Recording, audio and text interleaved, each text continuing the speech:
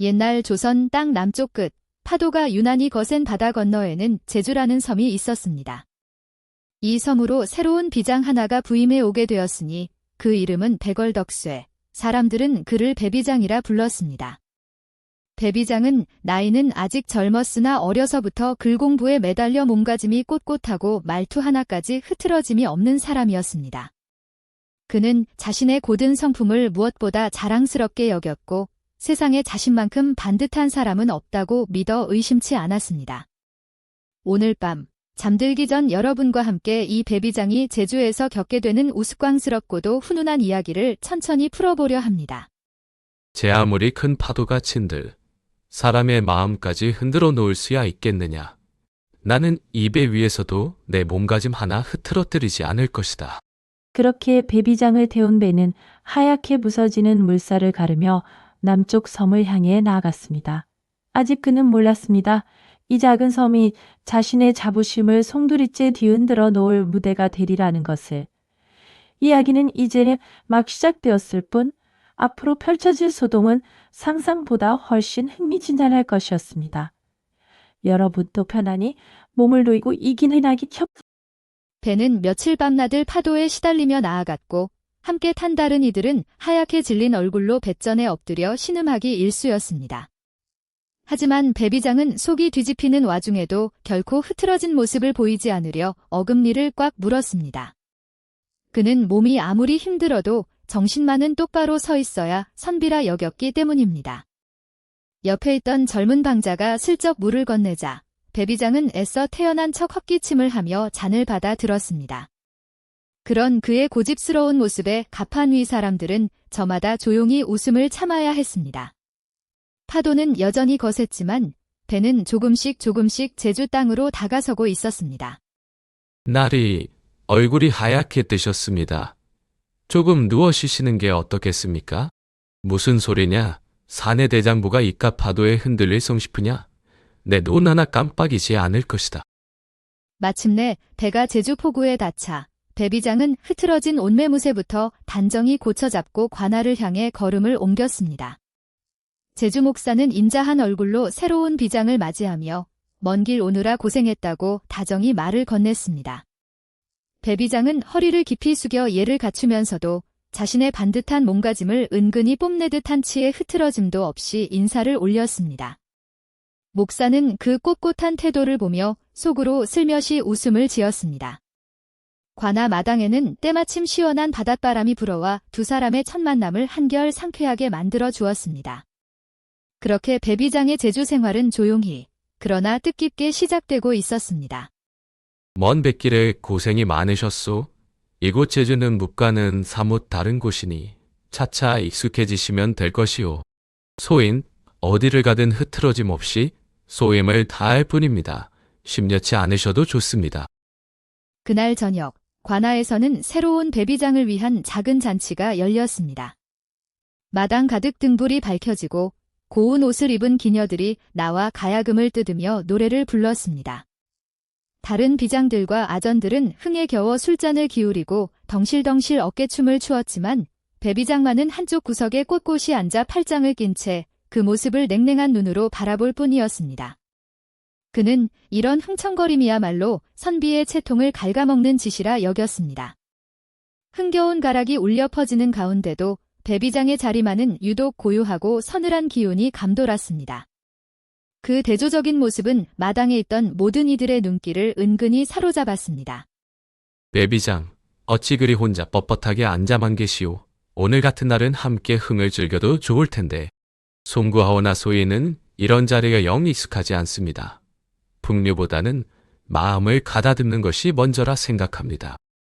잔치 흥이 무르익을 즈음 나이 지긋한 아전 하나가 술기운을 빌려 지난 이야기를 꺼냈습니다. 몇 해 전 이곳에 부임했던 정비장이라는 이가 있었는데 그 역시 처음에는 배비장 못지않게 근엄하고 빈틈없는 사람이었다는 것이었습니다. 그런데 제주의 어느 기생에게 마음을 빼앗긴 뒤로는 체면이고 뭐고 다 내던지고 사람들 앞에서 크게 망신을 당하고 말았다는 이야기가 이어졌습니다. 좌중은 그 이야기에 웃음을 터뜨리며 옛일을 회상했습니다. 옛일을 떠올리는 사람들의 목소리에는 그리움과 웃음이 함께 뒤섞여 있었습니다. 그 이야기는 훗날 배비장 자신에게도 뜻밖의 그림자를 들이우게 될 터였습니다. 그때 정비장 나리께서는 기생 아씨를 떠나보내기 아쉬워 버선발로 뛰어나가 울며불며 매달리셨다지요. 보는 사람마다 배를 잡고 웃었다 합니다. 명색이 나라씨를 보는 관원이 그리 채통을 잃다니 한심하기 짝이 없구나. 실은 그 정비장은 아직 완전히 제주를 떠나지 못한 채 인수인계를 핑계 삼아 남아 있었는데 사람들 입에 자신의 이야기가 오르내리자 얼그럽게 달아올랐습니다. 그는 겸연쩍은 웃음을 지으며 슬그머니 자리에서 일어섰습니다. 지난날의 부끄러움이 떠오르는 듯 그는 배비장을 향해 나지게 한마디를 건넸습니다. 정비장의 말은 마치 온 나를 건너치라. 이보시오 배비장. 사람 마음이란 것이 생각처럼 그리 단단하지가 않습니다. 너무 큰 소리 치지 마시고 조심 또 조심하시오. 소인은 정비장 어른과 다릅니다. 마음이 흔들릴 일 자체를 만들지 않을 것이니 심령 놓으십시오. 잔치가 끝난 뒤에도 배비장의 그 말은 좌중의 귀에 오래도록 남았습니다.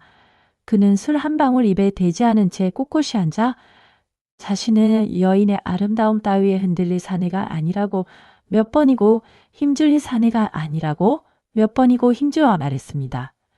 특히 기생이라는 존재에 대해서는 눕대서 듣던 이들은 서로 눈짱이죠.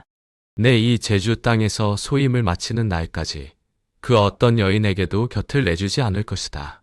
이는 하늘의 맹세코 틀림없는 일이다. 제주 목사는 그 호언장담을 들으며 수염을 쓰다듬을 뿐 별다른 내색을 하지 않았습니다. 하지만 속으로는 슬며시 흥미로운 생각이 고개를 들었습니다. 사람이 저리 자신만만하게 큰 소리를 치는 데는 어딘가 시험해보고 싶은 마음이 드는. 목사는 방자를 가만히 불러 귓속말로 보고 싶은 마음이 다 물었습니다. 목사는 음살로 겪고 유만히 부려쓰기는 옳은 방자야, 내가 보기엔 저 배비장이란 사람 정말 저리 단단해 보이느냐. 글쎄요 나리. 소인이 보기엔 너무 큰 소리 치는 사람일수록 뜻밖의 약한 구석이 있는 법이더이다. 그날 이후로 배비장은 더욱더 자신의 몸가짐에 신경을 썼습니다. 새벽같이 일어나 의관을 정제하고 하루 종일 관아의 문서를 살피며 한치의 흐트러짐도 용납하지 않았습니다. 식사 때조차 반듯하게 앉아 국한 그릇을 뜨는데도 예법을 어기지 않으려 애썼습니다. 그런 그려진 반듯함은 관아 안에서도 유명한 역함은 유식이었습니다. 그런 나리는 밥 한 끼 드시는데도 어찌 저리 꼿꼿하실꼬. 나 같으면 하루도 못 버틸 것이오. 반면 다른 비장들과 아전들은 저녁만 되면 삼삼오오 모여 기생집을 드나들며 흥겨운 시간을 보냈습니다. 이들은 낮에는 성실히 소임을 다하고 밤이면 노래와 웃음으로 하루의 피로를 풀곤 했습니다. 대비장은 그런 동료들을 볼 때마다 못마땅한 얼굴로 혀를 찼습니다. 그는 그것이 관원으로서 채통을 잃는 행동이라 곁대옵니다. 다미장아, 나리 다른 비장님들은 다 기생집에서 즐거이 노시는데 배비장 나리만 문 앞에서 헛기침만 하고 돌아서십니다. 허허, 그거 참 재미있는 사람이로구나. 어디 두고 보자꾸나. 방자는 원래 눈치가 빠르고 사람 마음을 읽는데 능한 아이였습니다. 그는 겉으로는 순박한 척했지만 속으로는 늘 이런저런 궁리를 하며 관아의 크고 작은 일들을 살피고 다녔습니다.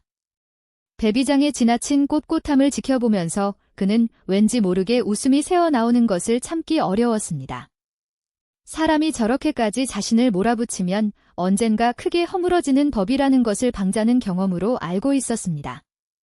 그는 사람이란 본디 마음 한 자락 숨기지 못하는 존재라는 것을 오래전부터 알고 있었습니다.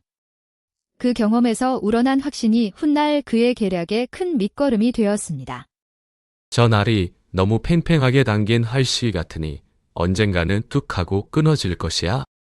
하루는 배비장이 방자를 불러 앉히고는 사람의 도리에 대해 한참 동안 훈계를 늘어놓았습니다. 그는 사내라면 마땅히 여색을 멀리하고 오직 학문과 소임에만 힘써야 한다고 목소리를 높였습니다. 방자는 하품을 참으며 고개를 끄덕였지만 속으로는 배비장의 말이 지나치게 완고하다고 생각했습니다. 방자는 이미 다른 궁리를 하고 싶다고. 방자야, 사내 대장부는 여인의 고운 얼굴에 마음을 뺏기는 순간 이미 사람 구실을 못하게 되는 것이다. 너도 이를 명심하거라. 예, 나리. 명심, 또 명심하겠습니다. 그 무렵 제주관아 근처에는 애랑이라는 기생이 있었습니다. 그녀는 노래와 춤 솜씨는 물론이고 말재간까지 뛰어나 제주를 다녀간 무사람들 사이에서도 그 이름이 자자했습니다. 애랑은 단순히 얼굴이 고운 것을 넘어 사람의 마음을 읽고 다루는 데 남다른 재주를 지니고 있었습니다. 제주 목사는 술자리에서 눈들이 애랑의 이름을 이 제주에는 애랑이라는 기생이 있는데 그 자태와 재치가 보통이 아니라 터더이다. 배비장은 들어본 적 있으신가? 이름이야 들어보았사오나 소인에게는 그저 스쳐가는 바람 소리와 다를 바 없습니다. 배비장은 애랑이라는 이름을 듣고도 눈썹 하나 까딱하지 않았습니다. 그는 오히려 이 기회에 자신의 굳은 결심을 다시 한번 못 박듯 말했습니다. 아무리 뛰어난 미색이라 해도 자신의 마음을 흔들지는 못할 것이라며 자신만만하게 웃어 보였습니다. 그 웃음이 어찌나 확신에 차 있던지 곁에서 지켜보던 아전들조차 절로 고개를 갸웃거렸습니다. 세상의 모든 여인은 결국 한 줌의 헛것에 지나지 않습니다. 소인은 그런 헛것에 넘어갈 만큼 마음이 무르지 않습니다. 그날 밤 제주 목사는 몇몇 가까운 아전들과 방자를 조용히 사랑방으로 불러 모았습니다. 등잔불 아래 둘러앉은 얼굴에는 저마다 짓궂은 웃음이 감돌았습니다. 목사는 낮에 있었던 배비장의 호언장담을 다시 꺼내며 등잔불이 울릴 때마다 모여앉은 이들의 그림자도 함께 일렁이며 은며 앞으로 어떤 소동을 불어주나 아무도 안 듣습니다. 저리 자신만만한 사람일수록 한번 시험해 보고 싶은 마음이 드는 것이 인지상정 아니겠소. 어디 우리끼리 조촐한 장난 하나 꾸며 봄이 어떻겠소. 소인에게 좋은 생각이 있습니다. 애랑 아씨의 도움을 받는다면 못할 것도 없지요. 이야기는 점점 무르익어 이 자리에 모인 이들은 배비장의 그 굳은 자존심을 슬쩍 흔들어 보기로 뜻을 모았습니다. 다만 그것은 누구를 해치려는 짓궂음이 아니라 지나치게 남을 얕잡아 보는 오만함에 작은 깨우침을 주려는 제주 목사는 웃음 띤 얼굴로 그에게 큰 줄기를 짚어나갔습니다. 그것은 결코 악의에서 우선은 우연을 가장하여 배비장이 애랑의 모습을 보게 하는 것이 먼저일 것이오. 그 다음 일은 애랑과 방자, 그대들의 재주에 맡기겠소. 여부가 있겠습니까? 소인이 재미나게 판을 짜보겠습니다. 마침 며칠 뒤에는 한라산 자락의 경치 좋은 냇가로 관원들이 나들이를 가기로 되어 있었습니다. 제주 목사는 이 나들이야말로 계획을 실행하기에 더없이 좋은 자리라 여겼습니다. 그는 다음 날 아침 배비장을 불러 짐짓 아무렇지 않은 얼굴로 함께 갈 것을 권했습니다. 냇가로 향하는 길은 예로부터 제주에서도 손꼽히는 절경으로 유명한 곳이었습니다. 그 아름다운 배비장 내일은 한라산 자락 냇가로 다 함께 나들이를 갈 것이니 그대도 바람이나 쇠로 함께 가면 어떻겠소. 소인이야, 풍류를 즐기러 가는 것이 아니라 그저 경치나 둘러보고 오겠습니다. 배비장은 겉으로는 척했지만 실은 오랜만에 갑갑한 관할을 벗어나 넓은 자연을 본다는 사실에 은근히 마음이 들떴습니다. 그는 이 나들이가 자신의 흔들림 없는 절제를 사람들 앞에서 다시 한번 보여줄 좋은 기회라고까지 생각했습니다. 그리하여 그는 흔쾌히 고개를 끄덕이며 나들이 함께하기로 했습니다. 그리는 스스로도 내일 나들이에는 나도 함께 갈 것이니 채비를 단단히 하여라. 다만 나는 풍경을 볼 뿐 다른 데는 눈길 한번 주지 않을 것이다. 예, 나리. 명심하여 채비하겠습니다. 그날 저녁 제주 목사는 방자를 다시 불러 세세한 계획을 의논했습니다. 두 사람은 등잔불 앞에 머리를 맞대고 낮은 목소리로 소곤거리며 내일 있을 일을 하나하나 맞춰보았습니다. 방자는 애랑에게 미리 언지를 넣어두겠다며 자신있게 말했습니다. 두 사람의 낮은 목소리는 어둠 속에서 더욱 은밀하고 중하게 오갔습니다. 등잔불만이 그들의 진지한 계획을 줄고 너무 티가 나면 아니 되니 어디까지나 우연인 것처럼 보여야 하네. 여부가 있겠습니까? 소인이 눈치껏 자리를 마련해 두겠습니다. 이튿날 이른 아침, 방자는 부지런히 애랑의 처소를 찾아갔습니다. 애랑은 곱게 단장을 하다 말고 방자를 반갑게 맞으며 그의 이야기에 귀를 기울였습니다. 방자가 자초지종을 설명하자 애랑의 입가에는 어느새 장난기 가득한 웃음이 번져갔습니다. 애랑의 처소에는 아침 햇살과 함께 흥흥하게 퍼져 있었습니다. 그녀는 애랑 아씨, 오늘 배비장이라는 새비장이 저 도도한 콧대를 뽐내며 내과 나들이에 나선다 하오. 아씨의 그 재주를 한번 보여주시겠소. 호호, 그리 자신만만한 사내라면 오히려 더 재미가 나겠소. 내 한번 솜씨를 부려보리다.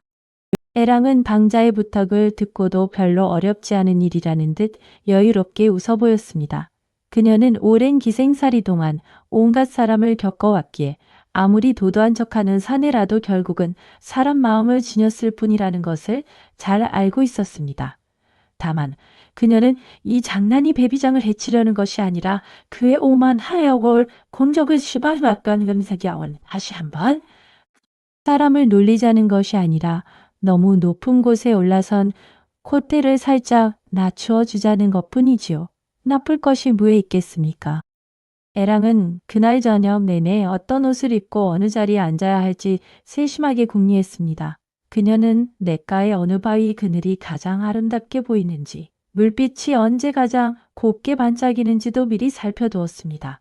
방자 또한 나들이 길의 동선을 하나하나 점검하며 배비장이 자연스레 그 자리를 지나치도록 궁리를 거듭했습니다.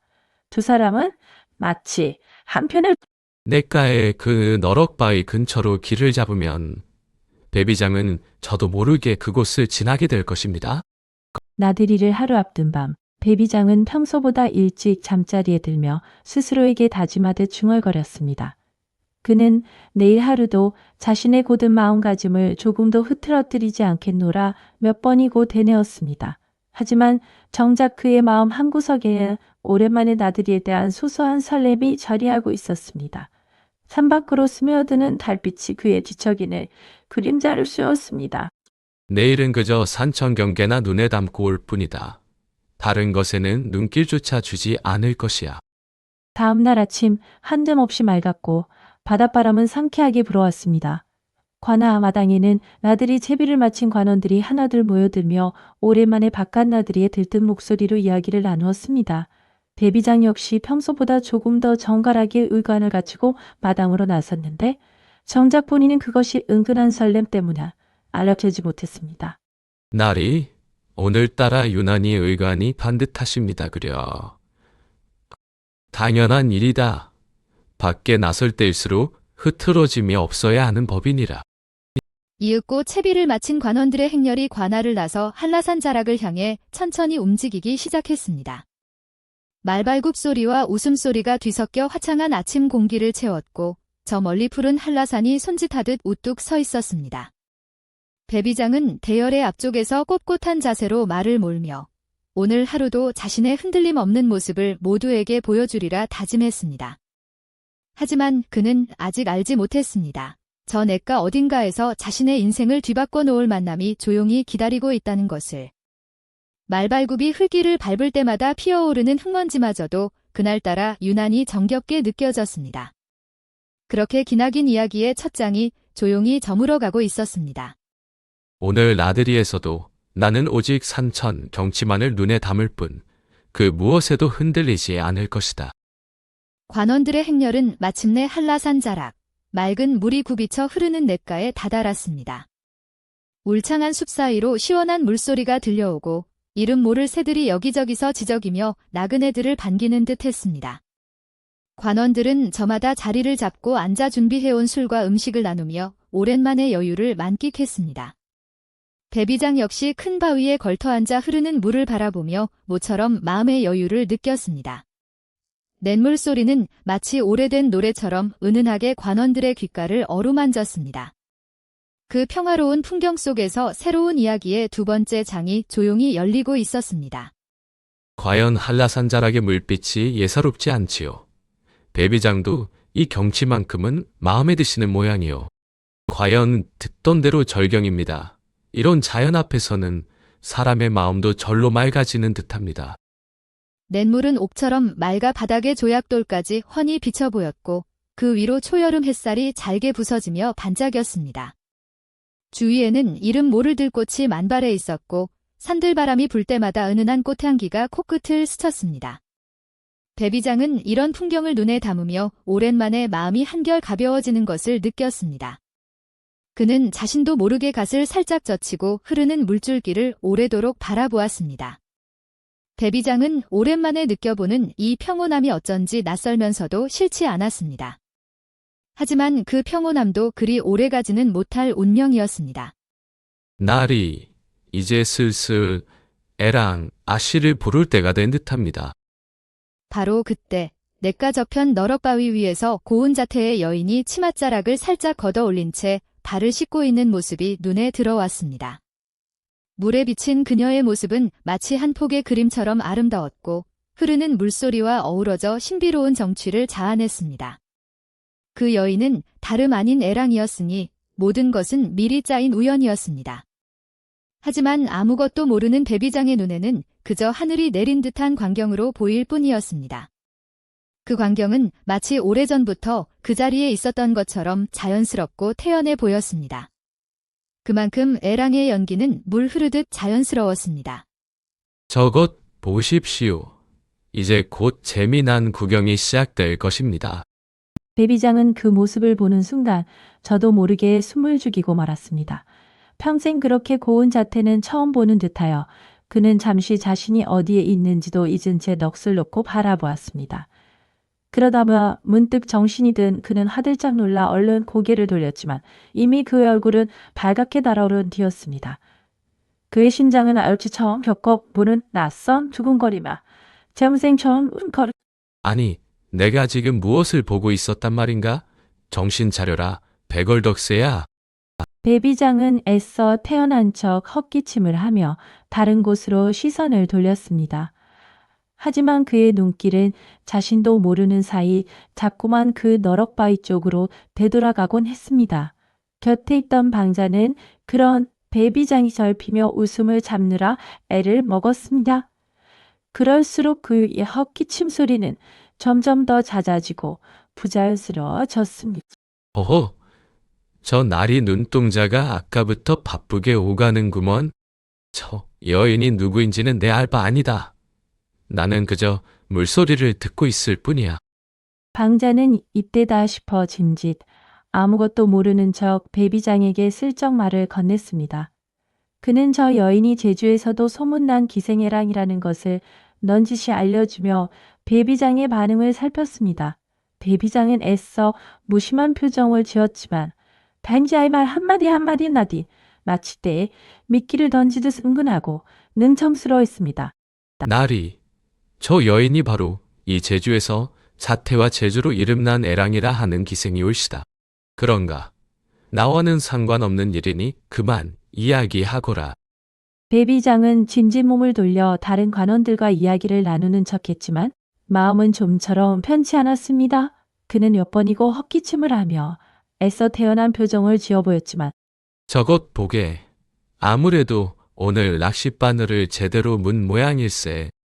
나들이에서 돌아온 그날 밤 배비장은 잠자리에 누웠지만 좀처럼 잠을 이루지 못했습니다. 눈을 감으면 자꾸만 냇가에서 보았던 그 고운 얼굴이 떠올라 마음이 어지러웠습니다. 그는 몇 번이고 돌아누우며 그 생각을 떨쳐내려 애썼지만 뜻대로 되지 않았습니다. 창밖에서는 불벌레의 이럴 수는 없다. 내 어찌 이런 잡념에 마음을 빼앗긴단 말인가, 그래. 며칠을 뒤척이던 배비장은 결국 붓을 들어 몰래 편지 한 장을 써내려갔습니다. 그는 스스로도 이런 자신이 못마땅했지만 손은 이미 마음보다 앞서 움직이고 있었습니다. 그는 편지에 자신의 심정을 은근히 담으면서도 행여 체면이 상할까 몇 번이고 문장을 고쳐 썼습니다. 붓끝이 종이 위를 오갈 때마다 그의 마음도 함께 흔들리고 있었습니다. 그는 편지 하나 그저 안부를 묻는 것뿐이다. 이것이 어찌 마음을 빼앗긴 것이라 할 수 있겠느냐. 편지를 방자에게 몰래 건넨 뒤 배비장은 하루 종일 안절부절 못하며 답장을 기다렸습니다. 평소 같으면 거들떠보지도 않았을 사소한 소리에도 자꾸만 귀를 기울이며 문 쪽을 바라보았습니다. 그는 스스로도 그런 자신의 모습이 낯설어 몇 번이고 헛웃음을 지었습니다. 그는 평소라면 결코 하지 않았을 그런 조바심을 내는 자신이 못 낯설었습니다. 하지만 그 낯섦처럼 허허, 나리께서 오늘따라 어찌 저리 안절부절 이실고. 배비장은 방자를 조용히 불러 미리 편지를 전해달라 부탁했습니다. 그는 혹여 다른 사람이 알세라 몇 번이고 신신당부를 하며 방자의 손에 편지를 쥐어주었습니다. 방자는 겉으로는 진지하게 고개를 끄덕였지만 속으로는 웃음을 참느라 애를 먹었습니다. 그리의 손끝은 편지를 건네는 순간까지도 미세하게 떨리고 있었습니다. 이 일은 절대 다른 사람에게 알려줘서는 안 된다. 알겠느냐? 여부가 있겠습니까? 날이 쏘인 입은 무겁기가 바위와 같습니다. 방자에게서 편지를 전해받은 애랑은 웃음을 참으며 정성스레 답장을 써내려갔습니다. 그녀는 배비장의 마음을 은근히 부추기면서도 너무 쉽게 넘어가는 티는 내지 않도록 말을 아꼈습니다. 답장에는 다정하면서도 알듯 말듯한 문구가 곱게 남겨치와 다정함이 동시에 묻어나는 문장이 글롱온장 하나는 치밀하게 다정함이 흘러났습니다. 이 정도면 저 도도한 나리의 마음이 한 뼘은 더 흔들리시겠지. 답장을 받아든 배비장의 손은 가늘게 떨렸습니다. 그는 방문을 걸어 잠그고 홀로 앉아 몇 번이고 편지를 읽고 또 읽었습니다. 평소에 그너 마음은 온데가 이 필체, 이 말투, 어찌 이리도 곱단 말인가? 며칠 뒤 애랑에게서 다시 만나자는 은밀한 전갈이 도착했습니다. 배비장은 그 전갈을 받고 심장이 콩콩 뛰는 것을 느꼈지만 겉으로는 애써 담담한 척 헛기침을 했습니다. 그는 밤이 되기만을 기다리며 몇 번이고 시간을 확인했습니다. 그런데도 그의 발걸음은 이미 그날 바로 있었습니다. 그런데도 그의 발걸음은 이미 날이 오늘 밤 자시쯤 에라나 씨의 처소로 조용히 오시라는 정갈입니다. 알겠다. 다만 이는 그저 예의상 답례일 뿐이니라. 그날 밤 배비장은 남몰래 관복을 벗고 평복으로 갈아입은 뒤 조용히 관아를 빠져나갈 채비를 했습니다. 평생 남의 눈을 의식하며 반듯하게만 살아온 그가 이렇게 몰래 담을 넘으려 하다니 스스로도 믿기지 않는 일이었습니다. 하지만 힘이 망하와 척하지다라. 하지만 타의 그 입체는 자는 그저 잠시 다녀오는 것뿐이다. 아무도 모를 것이야. 달빛이 은은히 비치는 밤 배비장은 조심스레 애랑의 처소에 다다랐습니다. 애랑은 다정한 미소로 그를 맞이하며 따뜻한 차 한 잔을 건넸습니다. 배비장은 애써 근엄한 표정을 지어 보였지만 그의 귀는 이미 발갛게 달아올라 있었습니다. 방 안의 감도는 따뜻한 차향이 그의 긴장을 조금씩 높여주었습니다. 그날 밤 그는 오랜만에 이 밤에 이리 걸음하시다니 소녀 몸 둘바를 모르겠습니다. 그저 지나는 길에 잠시 들렀을 뿐이오. 애랑은 배비장의 어색한 태도를 눈치채고도 짐짓 모르는 척 이런저런 이야기를 재미나게 풀어놓았습니다. 그녀의 말솜씨는 어찌나 능청스럽고 재치가 있던지 배비장은 자신도 모르게 몇 번인 웃음을 터뜨리고 말았습니다. 평소 근엄하던 그의 얼굴에서 이렇게 편안한 웃음이 나온 것은 실로 오랜만의 일이었습니다. 그날 나리처럼 반듯하신 분이 이리 웃으시는 모습은 처음 뵙습니다. 소녀, 오늘 큰 복을 받은 듯합니다. 밤이 깊어 관아로 돌아온 배비장은 이불 속에서도 좀처럼 마음이 가라앉지 않았습니다. 한편으로는 자신의 굳은 다짐이 흔들리는 것이 부끄러웠고 다른 한편으로는 애랑을 향한 그리움이 자꾸만 마음을 자각 끌었습니다. 그는 그 두 마음 사이에서 몇 번 이고척이며 밤을 지새웠습니다. 그는 이불깃을 여밈고 묻도 묵조시며 묻고 물으면 답은 점철했다. 이러면 안 되는데, 안 되는데도 어찌 이리 자꾸 그 얼굴이 떠오르는고. 다음 날 배비장은 짐짓 아무렇지 않은 척했지만 저녁이 되자 또다시 애랑의 처소로 향할 핑계를 궁리하고 있었습니다. 그는 방자를 시켜 은근슬쩍 다시 만날 자리를 마련해달라 청했습니다. 방자는 못 이기는 척 그 부탁을 들어주며 속으로 회심의 미소를 지었습니다. 그의 발걸음은 이제 예전보다 훨씬 가볍고 자연스러워져 있었습니다. 오늘 밤에도 혹 애랑이 한가하다면 잠시 얼굴이나 볼까 한다. 여부가 있겠습니까? 소인이 곧 다녀오겠습니다. 배비장은 애랑에게 마음을 표현하고 싶은 마음에 평소 아끼던 놀이개와 비단 한 필을 몰래 마련해 보냈습니다. 그는 이런 자신의 행동이 스스로도 낯설었지만 애랑의 기뻐할 얼굴을 떠올리면 절로 마음이 흐뭇해졌습니다. 방자는 그 선물 보따리를 들고 가며 연신 웃음을 참느라 애를 먹었습니다. 선물 보따리를 든 방자. 허허, 저 도도하던 나래가 이제는 선물 보따리까지 손수 챙기시는구나. 요 며칠 사이 배비장의 얼굴에는 눈에 띄게 화색이 돌았습니다. 평소 무뚝뚝하던 그가 콧노래를 흥얼거리는 모습까지 목격되니 관아 사람들 사이에서는 수군거림이 들어갔습니다. 그 자신은 애써 태어난 척했지만 이미 그의 마음은 누가 보아도 훤히 드러나 있었습니다. 사람들은 그런 그의 모습을 보며 사람들이 좀 날이 요즘 무척 얼굴이 환해지셨습니다. 무슨 좋은 일이라도 있으십니까? 무슨 소리냐? 그저 요즘 잠을 잘 자서 그런 것뿐이다. 다른 비장들과 아전들도 이제는 배비장의 변화를 눈치채고 서로 눈짓을 주고받으며 웃음을 참았습니다. 한때 여인의 아름다움 따위에 흔들리지 않는다며 큰 소리치던 그의 모습을 떠올리면 더욱 우스운 노릇이었습니다. 하지만 아무도 그 앞에서는 대놓고 웃지 않고 그저 지켜보기만 했습니다. 그 웃음 속에는 놀림보다는 오래된 사람에 대한 이해와 정은 껴 있었습니다. 허허, 사람 일이란 참으로 알 수 없는 것이로군. 나 역시 저랬었지. 제주 목사는 배비장의 변화를 지켜보며 슬며시 미소를 지었습니다. 그는 아무것도 모르는 척 시치미를 떼며 배비장에게 넌지시 안부를 물었습니다. 배비장 요즘 부쩍 낯빛이 좋아 보이시오? 필시 무슨 좋은 일이 있는 게로군. 별다른 일은 없습니다. 그저 몸이 좀 편안해진 것뿐입니다. 시간이 흐를수록 배비장은 점점 더 대담해져 이제는 밤마다 거리낌 없이 애랑의 처소를 드나들게 되었습니다. 처음의 조심스러움은 온데간데 없이 그는 애랑과 함께 웃고 이야기 나누는 시간을 손꼽아 기다리게 되었습니다. 그는 스스로도 이렇게까지 빠져들 줄은 몰랐던 터라 가끔은 스스로가 낯설게 느껴지기도 했습니다.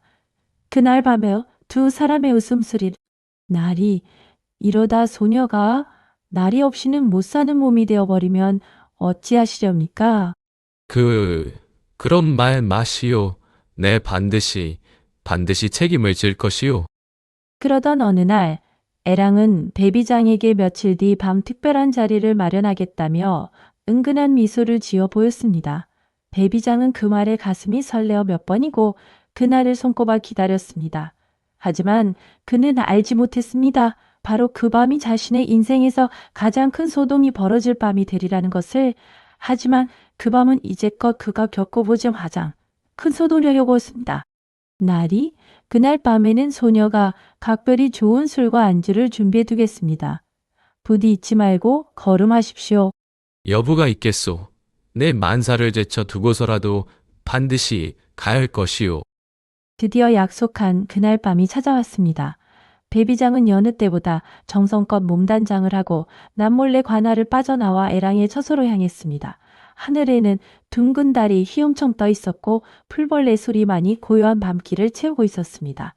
그 벌레 소리만이 고요한 밤길을 채우고 있었습니다. 달빛 아래 건이 헐레거리는 설렘으로 가득했지만 이 밤에 어떤 소동으로 날이 오늘 밤이 바로 그날입니다. 모든 준비는 끝마쳐 두었습니다. 잘하였다. 오늘 밤 배비장이 어떤 표정을 지을지 실로 기대가 되는구나. 배비장은 살며시 애랑의 방문을 두드렸습니다.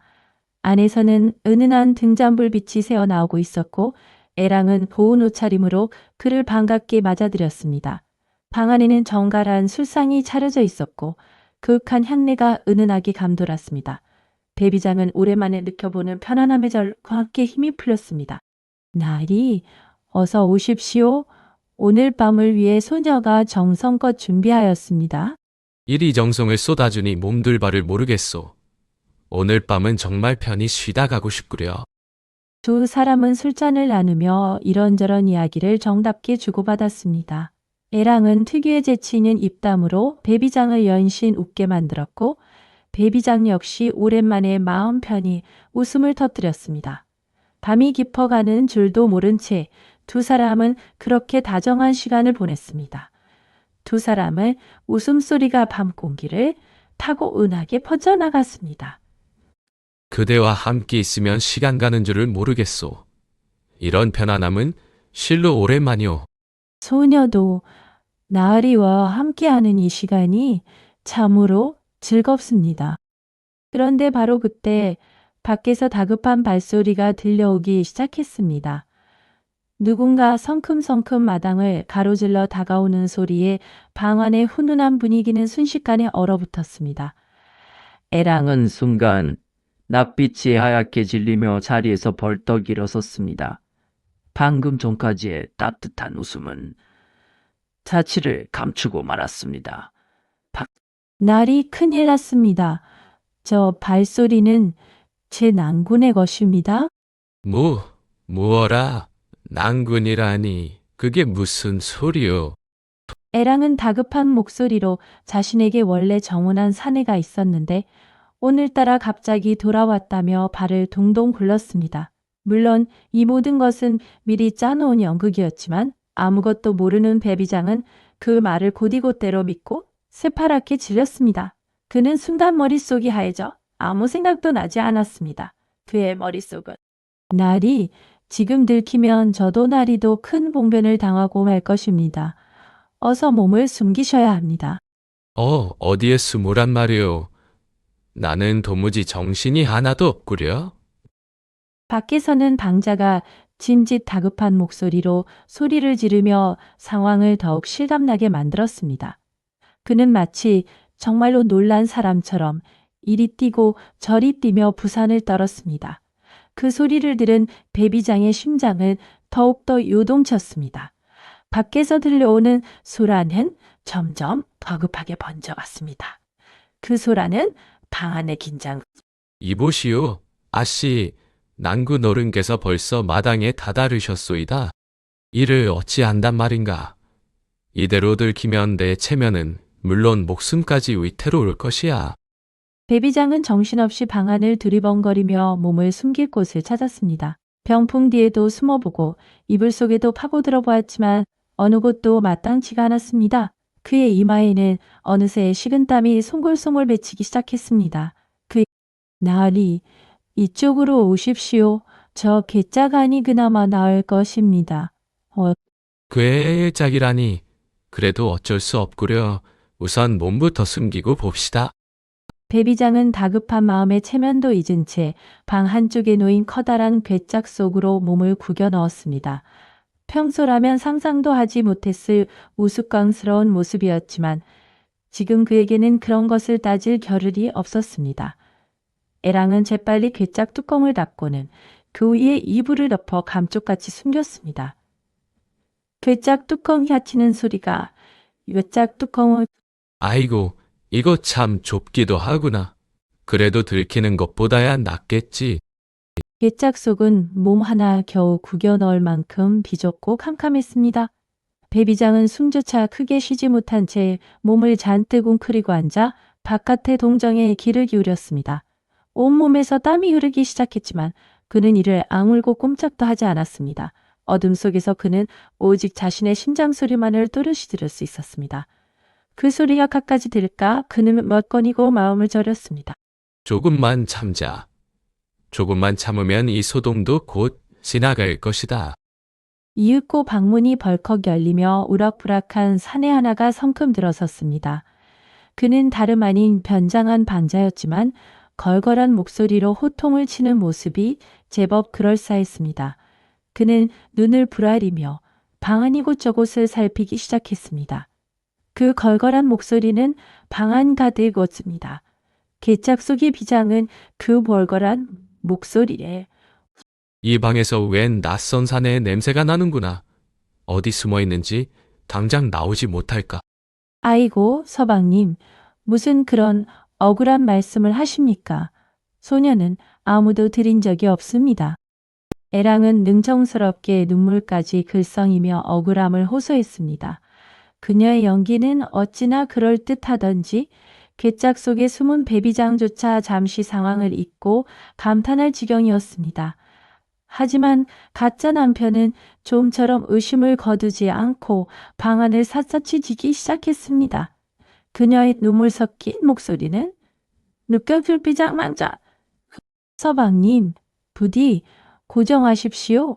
이 방 안에는 그저 소녀 혼자뿐이었습니다. 닥쳐라. 내 이 방을 구석구석 다 뒤져보고야 말겠다. 괴짝 속의 배비장은 심장이 터질 듯 두근거렸습니다. 그는 숨소리조차 내지 않으려 손으로 입을 틀어막았고 몸이 저려 우는 것도 참으며 미동조차 하지 않았습니다. 괴짝 바로 옆을 스치는 발소리에 그는 몇 번이고 심장이 철렁 내려앉았습니다. 그렇게 얼마나 시간이 홀로 앉았습니다. 그렇게 얼마나 시간이 없습니다. 그렇게 얼마나 시간이 쉬었습니다. 제발 이 꾀짝만은 열지 마라 다오.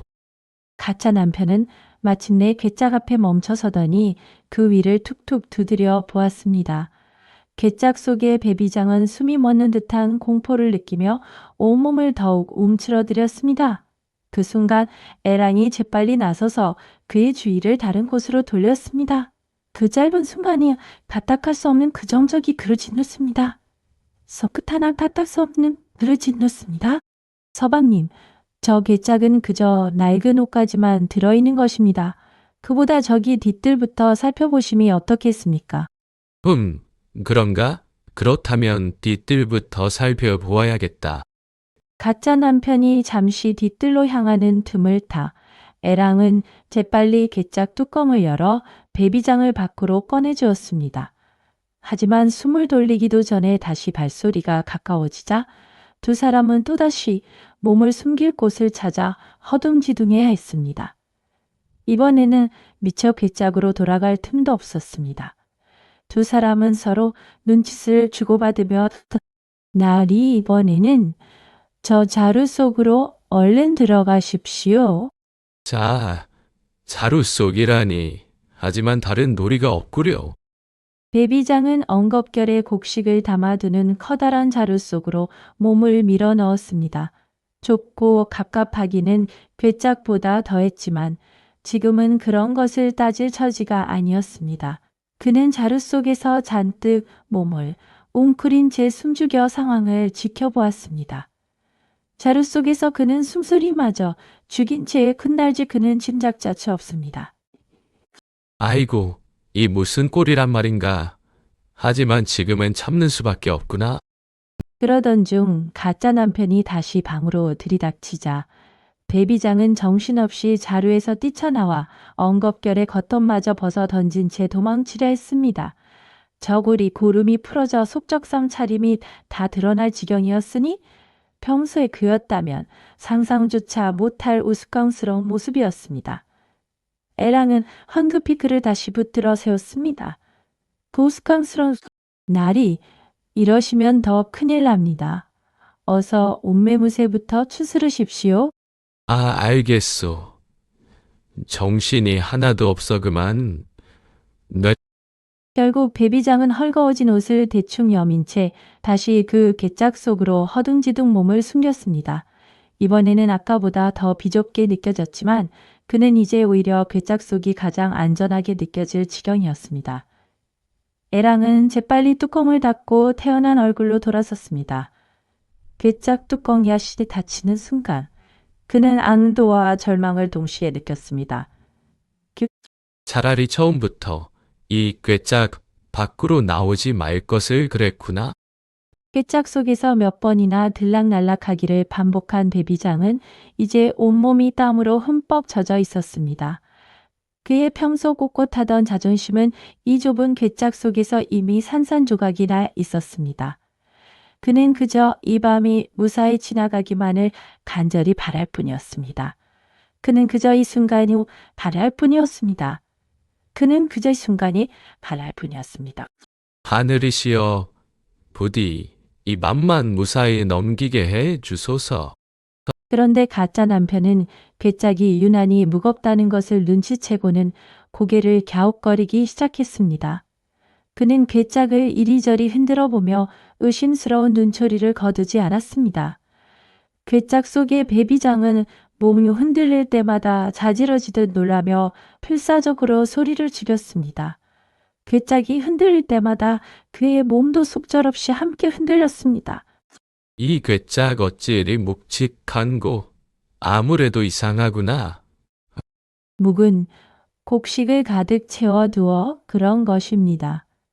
별다른 것은 없사오니 심념하십시오. 상황이 점점 위태로워지자 방자는 재빨리 기지를 발휘했습니다. 그는 진지다급한 목소리로 바깥에서 소란을 일으켜 가짜 남편의 시선을 다른 곳으로 돌렸습니다. 덕분에 괴짝에 대한 의심은 잠시나마 수그러들 수 있었습니다. 방자의 재빠른 기지 덕분에 위기는 아슬하게 넘어갈 수 있었습니다. 그 기지 하나로 밤새 이어진 소동은 계속되고 서방님, 큰일 났습니다. 마을에 도둑이 들었다고 온 동네가 시끄럽습니다. 무어라, 도둑이라니. 내 당장 나가 보아야겠다. 그렇게 한바탕 소동이 이어지는 사이 어느덧 동쪽 하늘이 희끄무레하게 밝아오고 새벽닭이 회를 치며 울기 시작했습니다. 밤새 이어지던 소동도 이제 아침을 향해 서서히 잦아들고 있었습니다. 하지만 베비장은 여전히 괴짝 속에 갇힌 채 오도 가도 못하는 신세였습니다. 동트는 하늘빛이 지친 얼굴들 위로 부드럽게 내려앉았습니다. 밤새며 이어진 소동 날이 밝았으니 이제는 정말 빠져나갈 수 있으려나? 그런데 뜻밖에도 애랑과 방자는 이 소동을 마무리 짓는 척하며 오히려 베비장이 든 괴짝을 그대로 짊어지고 밖으로 나서기 시작했습니다.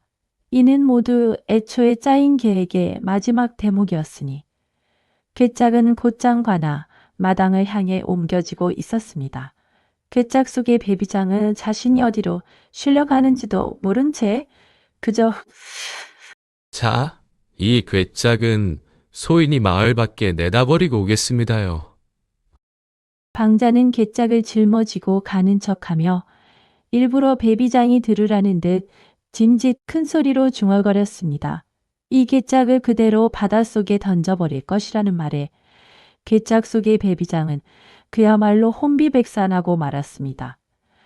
그는 이대로 있다가는 정말 바다에 빠져 죽을지도 모릇 그 말 한마디에 괴짝 속 공기나 그 말 한마디에 에이, 이 무거운 괴짝은 그냥 바닷속에 풍덩 던져버려야겠구나.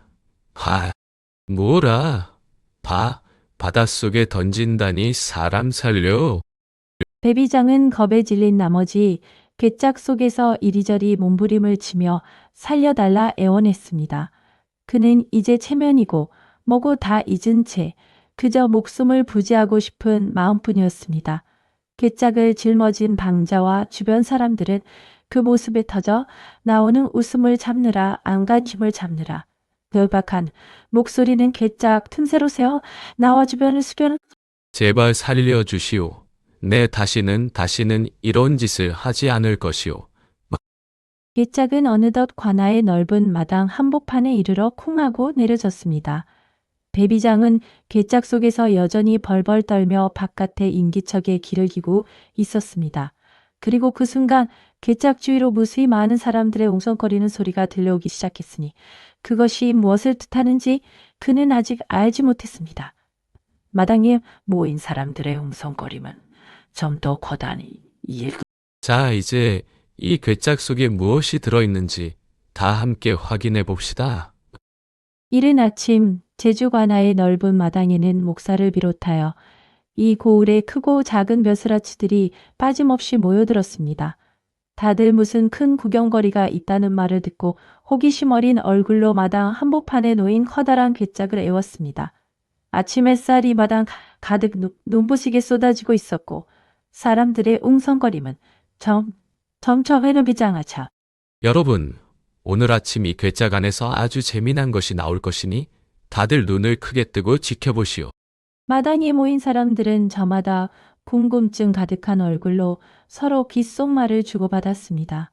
그 누구도 이 괴짝 속에 있는 이가 다름 아닌 새로 부임한 배비장이라는 사실은 꿈에도 알지 못했습니다. 사람들의 눈빛에는 저마다 감출 수 없는 기대와 호기심이 가득 담겨 있었습니다.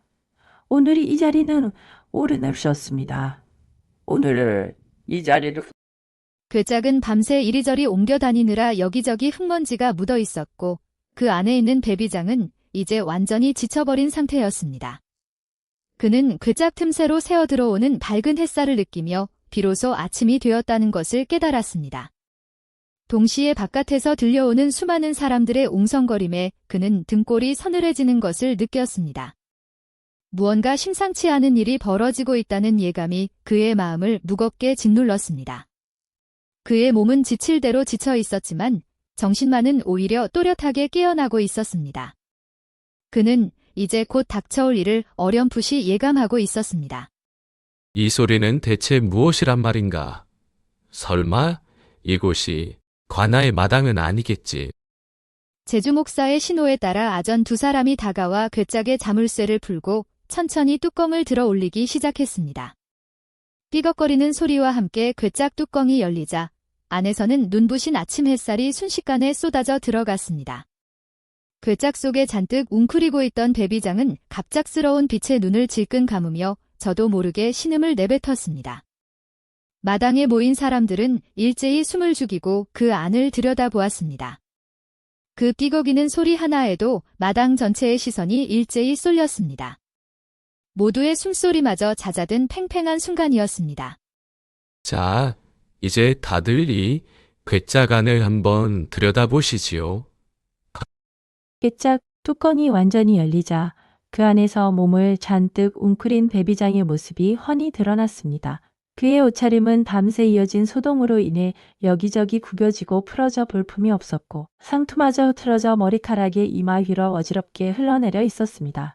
평소 그렇게도 반듯하고 꼿꼿한 모습은 온데간데 없이 지금 그의 모습은 그야말로 초라하기 짝이었습니다. 마당께 배비장은 눈이 부신 듯 손으로 얼굴을 가린 채 자신이 지금 어디에 있는지 미처 깨닫지 못하고 있었습니다. 누구도 그 초라한 모습이 그 도도하던 배비장이라고는 쉽사리 믿지 못했습니다. 그만큼 그의 변한 모습은 충격적이었습니다. 이윽고 배비장이 자신이 관아 마당 한복판, 그것도 만조백관이 모두 지켜보는 앞에 괴짝지에 놓여 있다는 것을 깨닫는 순간이었습니다. 그와 동시에 마당 곳에서 참았던 웃음이 한꺼번에 터져 나왔습니다.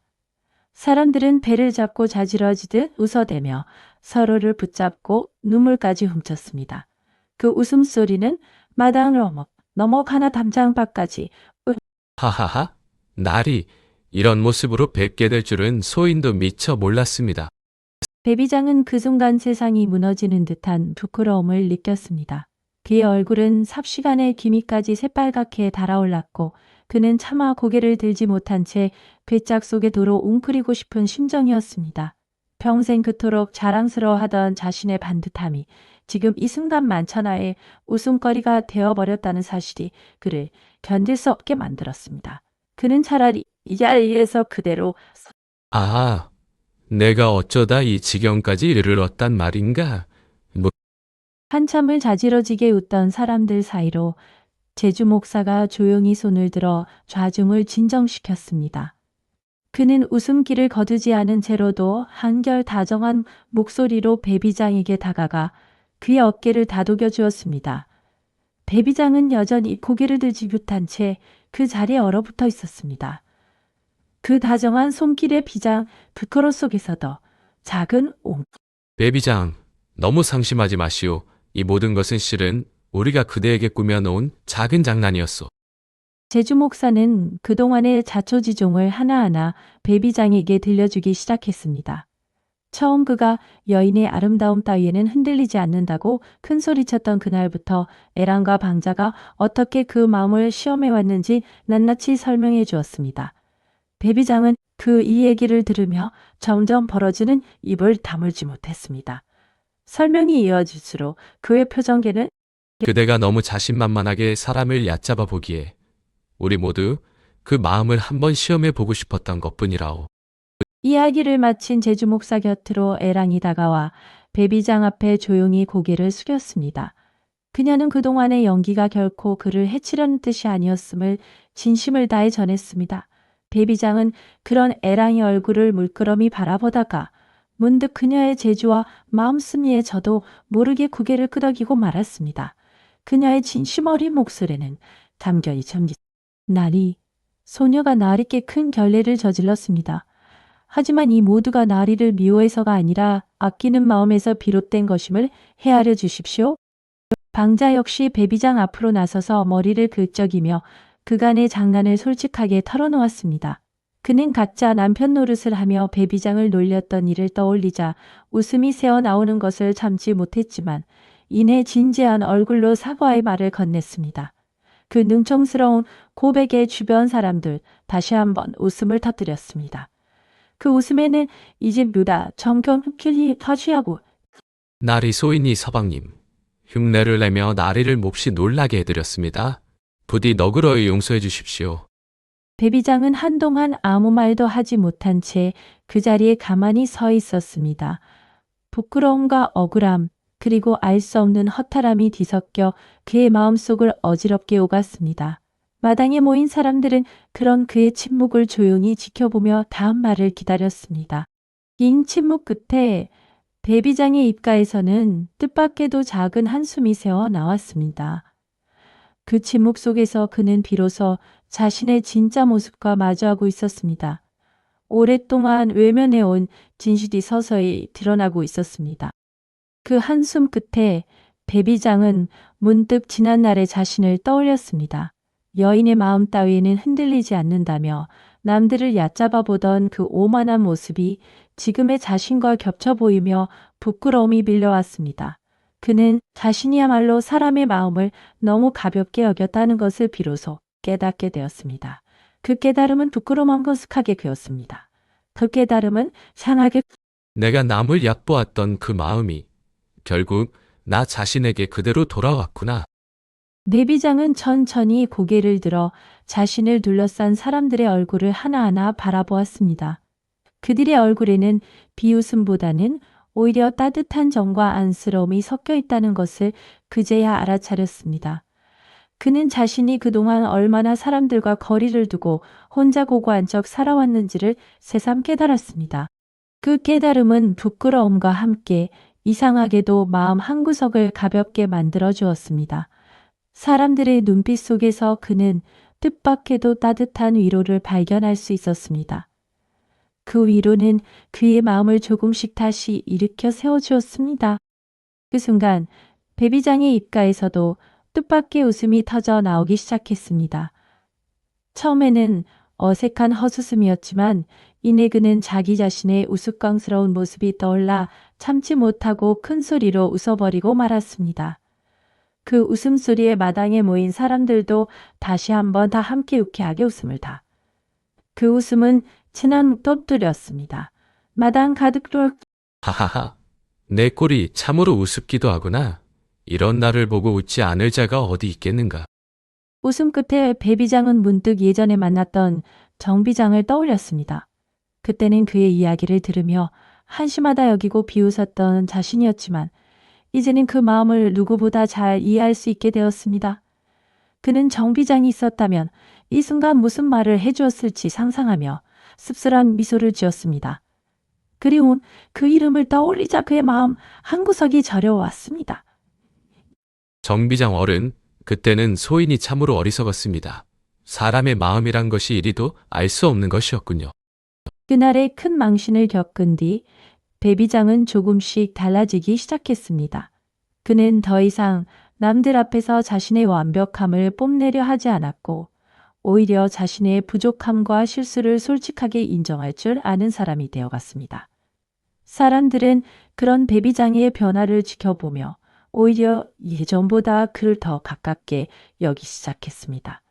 사람들은 그럴 베비장 오늘 이후로 그대는 예전보다 훨씬 더 사람다운 사람이 된 듯하오. 베비장은 그동안 자신이 얕잡아 보았던 동료 비장들과 아전들에게도 먼저 다가가 마음을 터놓기 시작했습니다. 그는 그들과 함께 술 한 잔을 기울이며 그동안의 오만했던 태도를 솔직히 사과했습니다. 동료들은 그런 그를 흔쾌히 받아들이며 오히려 더 진한 정을 나누게 되었습니다. 잔해 담시처럼 그들 사이 오랜 서먹함도 조금씩 놔 그동안 내가 너무 혼자만 잘난 척했던 것 같소? 이제부터라도 함께 어울려 지내고 싶소. 베비장은 에랑에게도 더 이상 예전의 서먹함이나 부끄러움을 느끼지 않게 되었습니다.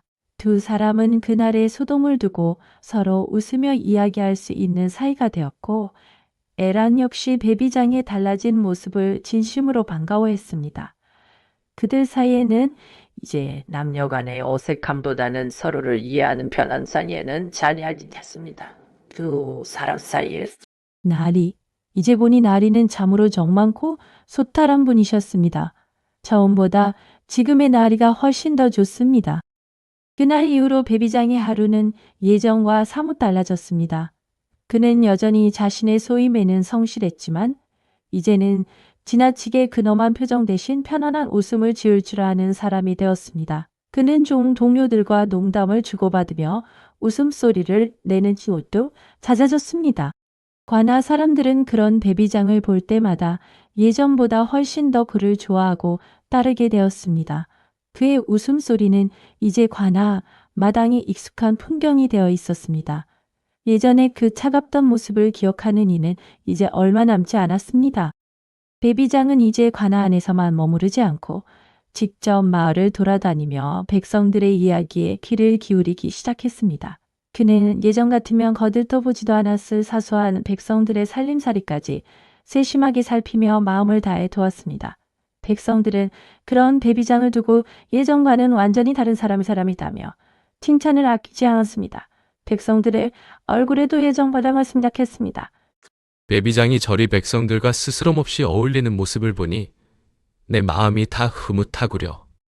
관아를 찾는 사람들은 이제 베비장을 두고 소탈하고 정 많은 날이라 불렀습니다. 그는 지위가 높다고 거들먹거리지 않았고 낮은 자리의 사람들에게도 늘 웃는 얼굴로 먼저 인사를 건넸습니다. 예전에 그 뻣뻣하고 차갑던 모습은 이제 찾아보기 어려울 정도였습니다. 사람들은 그런 그를 두고 진짜 어른이 되었다며 칭찬 앞에서도 날이 처음 배웠을 때와 지금은 완전히 딴 사람이 되신 것 같습니다. 허허, 그때는 내가 너무 어리석었느니라 지금이 훨씬 마음이 편하구나. 세월이 흘러 어느덧 베비장이 제주에서의 소임을 마치고 무트로 돌아갈 날이 다가왔습니다.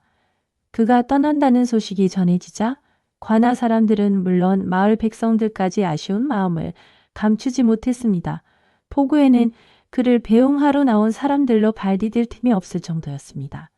그를 배웅하는 사람들의 눈시울은 저마다 촉취져졌습니다. 베비장 그대가 처음 이곳에 왔을 때와 지금을 비교하면 실로 격세지감이 느껴지는구려. 베비장은 배에 오르기 전 잠시 걸음을 멈추고 제주의 푸른 산과 바다를 오래도록 바라보았습니다. 이곳에서 겪었던 크나큰 망신과 부끄러움이 떠올랐지만 이제 그는 그 기억마저도 따뜻하게 웃으며 떠올릴 수 있게 되었습니다.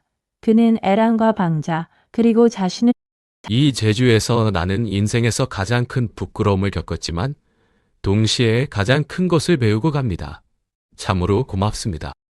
베비장이 제주를 떠난 뒤에도 그의 이야기는 오래도록 사람들의 입에서 입으로 전해졌습니다. 사람들은 너무 도도하고 오만했던 한관원이 괴짝 속 소동을 겪고 나서야 비로소 진짜 사람다운 사람이 되었다는 이야기를 자녀와 손주들에게 재미나게 들려주곤 했습니다. 그 이야기는 그렇게 웃음과 교훈을 함께 달까지도 전해 내려고 있습니다. 사람들은 이 이야기를 들을 때마다 너무 자신을 높이 세우기보다는 사람의 마음을 이해하는 것이 얼마나 소중한지를 다시금 깨닫곤 하였습니다. 그 이야기를 듣는 아이들의 눈은 저마다 초롱초롱 빛나고 있었습니다. 웃음과 교훈이 함께 담긴 그 이야기는 세대를 넘어 전해졌습니다.